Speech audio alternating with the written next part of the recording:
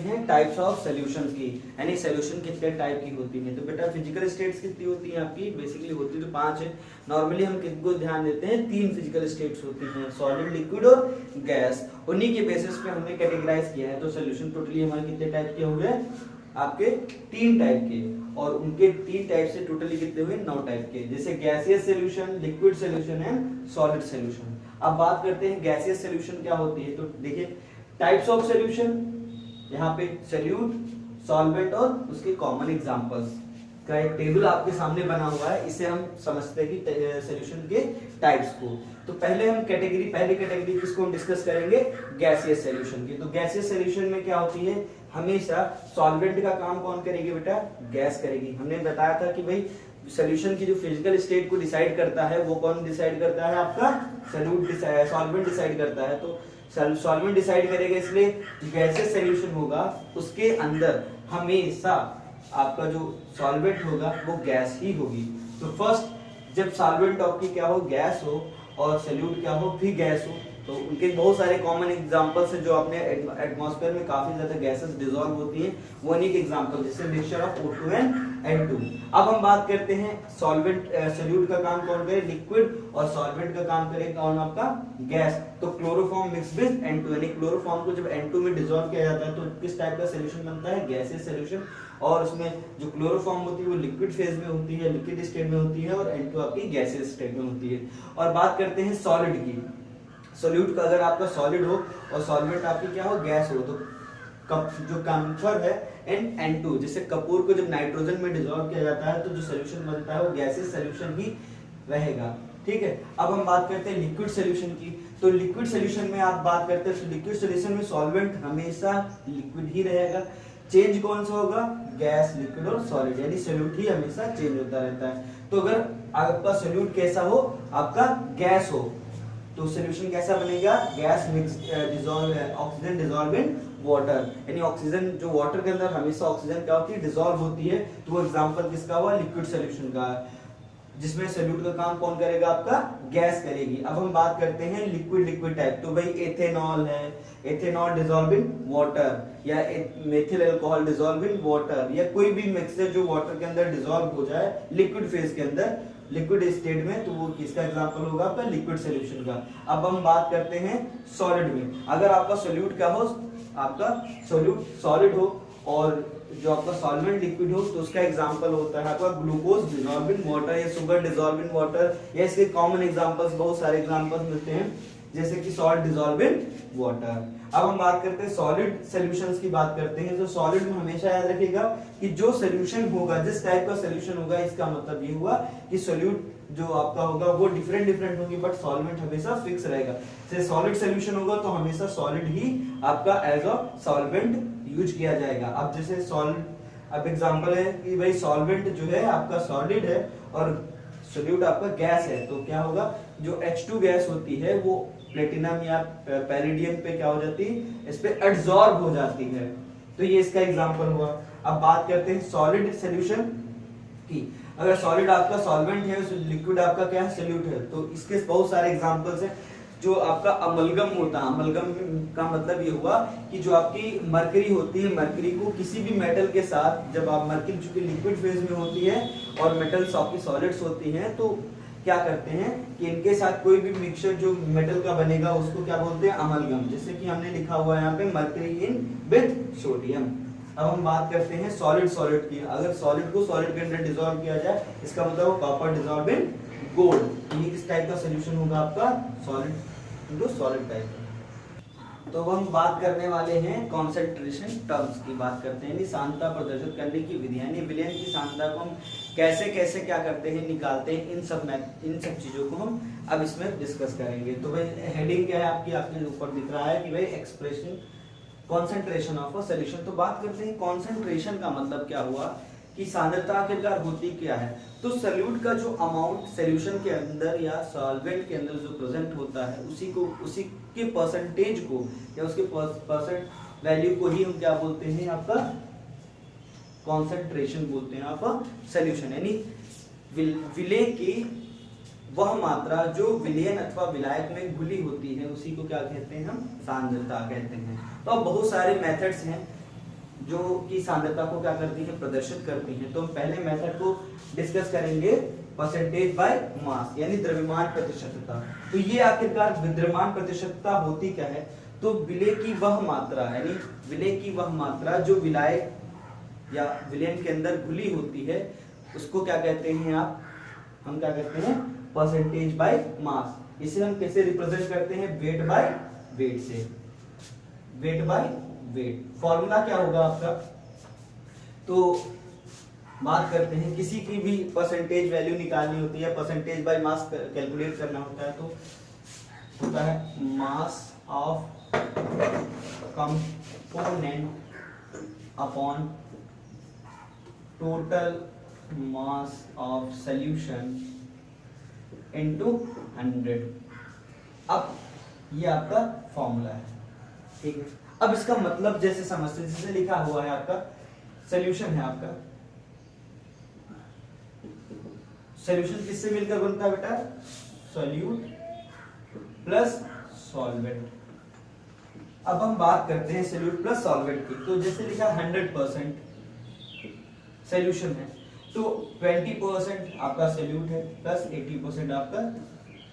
इसका मतलब हुआ क्या कि यानी 100 ग्राम अगर आपका सॉल्यूशन प्रिपेयर किया गया है तो उसमें 20 ग्राम क्या रहेगा आपका, 20 ग्राम रहेगा आपका सॉल्यूट यानी विलेय रहेगा, और 80 ग्राम क्या रहेगा आपका विलायक। इसको हम ऐसे समझ सकते हैं, जैसे लिखा हुआ है कहीं पर 23%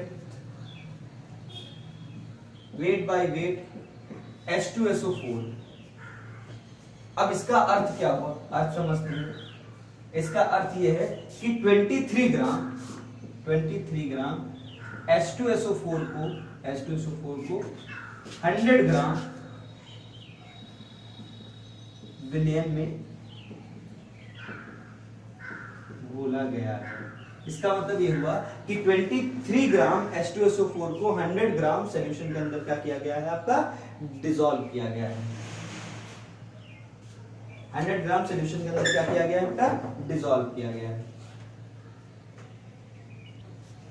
तो इसमें क्या करते हैं, 23 gram weight by weight H2SO4 का अर्थ क्या हुआ कि 23 ग्राम H2SO4 को 100 ग्राम क्या किया गया है, सॉल्यूशन के अंदर क्या किया गया, आपका डिसॉल्व किया गया। हम अब आगे बात करते हैं percentage by volume. By volume, percentage by volume क्या होता है, इसको यानी आयतन प्रतिशतता, आयतन प्रतिशत। तो इसमें कि विलेय या विलायक की वह मात्रा जो विलयन के अंदर क्या की जाती है, आपकी घोली जाती है, क्या कहलाती है, आयतन के अंदर, जो एक निश्चित आयतन के अंदर घोली जाती है उसे क्या कहते हैं, प्रतिशत आयतन बोला जाता है। अब इसका फॉर्मूला, इसे कैसे रिप्रेजेंट किया जाता है, वेट बाय वॉल्यूम के अंदर। तो परसेंटेज बाय वॉल्यूम का अगर फॉर्मूला बनाएं तो volume of component upon total volume of solution into 100। अब बात करते हैं जैसे सॉल्यूशन की, फिर से सॉल्यूशन किससे मिलकर बनता है बेटा,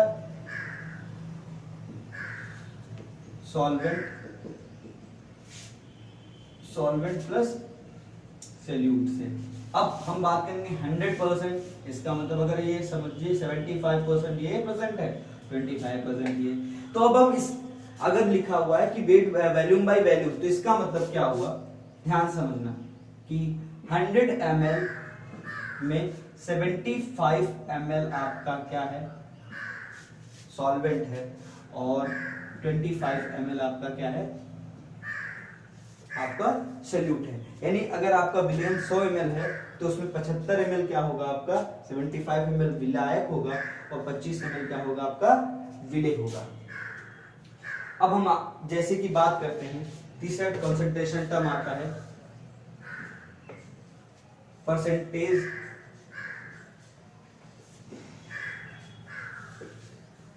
थर्ड की बात करेंगे, mass volume percentage, mass volume percent, इसको रिप्रेजेंट करता है मास बाय वैल्यूम। इसका फॉर्मूला अगर हम बनाएं, परसेंटेज मास परसेंटेज की वैल्यू, इसको कैसे डिफाइन किया जाएगा, तो mass of component divided by total value of solution into 100। इसको भी वैसे ही रिप्रेजेंट कर सकते हैं कि एग्जांपल के तौर पर समझते हैं कि 23% H2SO4 या 30% H2SO4 मास बाय वैल्यू का अर्थ क्या हुआ कि 30 ग्राम H2SO4 dissolve in 100 ml of solution। तो फिर से एक बार समझते हैं, तो मास वॉल्यूम परसेंट का मतलब क्या हुआ कि मास वॉल्यूम परसेंट पे हुआ कि mass of component divided by total volume of component into 100। तो 30% H2SO4 मास बाय वॉल्यूम का अर्थ या मीन्स समझते हैं, तो 30 ग्राम H2SO4 को कितने 100 ml फिलेम में घोला गया है। तो हम बात करते हैं नेक्स्ट कॉन्सेंट्रेशन टर्म की, जो कि है क्या होती, नॉर्मेलिटी। तो नॉर्मेलिटी होती क्या है कि number of gram equivalents of solute present in they are dissolved in 1 liter of solution is known as normality।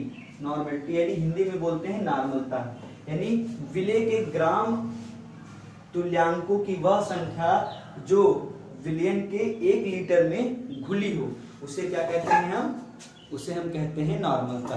फिर से एक बार सुनते हैं कि विलेय के ग्राम तुल्यांकों की या विलेय तुल्यांकों या कह सकते हो ग्राम तुल्यांकों की वह संख्या जो विलयन के 1 लीटर में क्या हो, घुली हो या उपस्थित होते हैं, उन्हें क्या कहते हैं हम, उसे क्या कहते हैं हम, नॉर्मलता कहते हैं। तो नॉर्मलता का फॉर्मूला क्या बना, number of gram equivalent of solute divided by 1 litre of solution. अब हम ग्राम इक्विवेलेंट की बात करते हैं, तो ग्राम इक्विवेलेंट कैसे कैलकुलेट करते हैं आप जरा समझिए।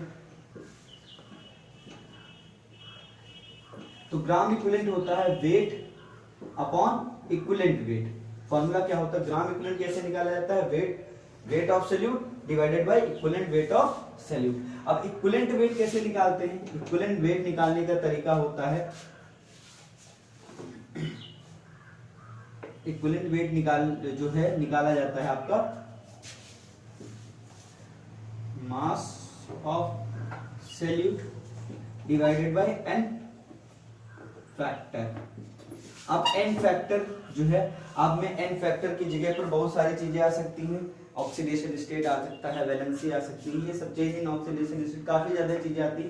तो इक्विवेलेंट वेट जो है निकालने पर हम एक सेपरेट वीडियो लाएंगे, उसको आप अच्छे से समझिएगा। तब तक हम केवल यहाँ पे केवल फॉर्मूले को ही समझते हैं, फिर अगले वीडियो में हम इससे फुल डिटेल वर्जन इसका देखेंगे। बात करते हैं कि भाई अब weight upon equivalent weight into volume in litre. अगर हम ml में हमको वॉल्यूम क्या दिया है, मिलीलीटर में दिया हुआ, तो हम 1000 से क्या करते हैं, मल्टीप्लाई करते हैं। बहुत इंपॉर्टेंट चीज है जो समझने वाली है। यहाँ पे आप समझते हैं कि अगर 1 नॉर्मल है जिसका मतलब 1 है, अगर सेमी नॉर्मल सोल्यूशन बोला रहा है यानी n/2 नॉर्मलिटी है, बेसी नॉर्मल बोल रहा है यानी n/10 नॉर्मलिटी है, या इसको हम कह सकते हैं 0.1 नॉर्मल। अगर हम बात करते हैं सेंटी नॉर्मल की, सेंटी नॉर्मल n/100 यानी 0.01 नॉर्मल। अगर हम बात करते हैं मिली नॉर्मल की, तो इसका मतलब वो 0.001 नॉर्मल सॉल्यूशन की।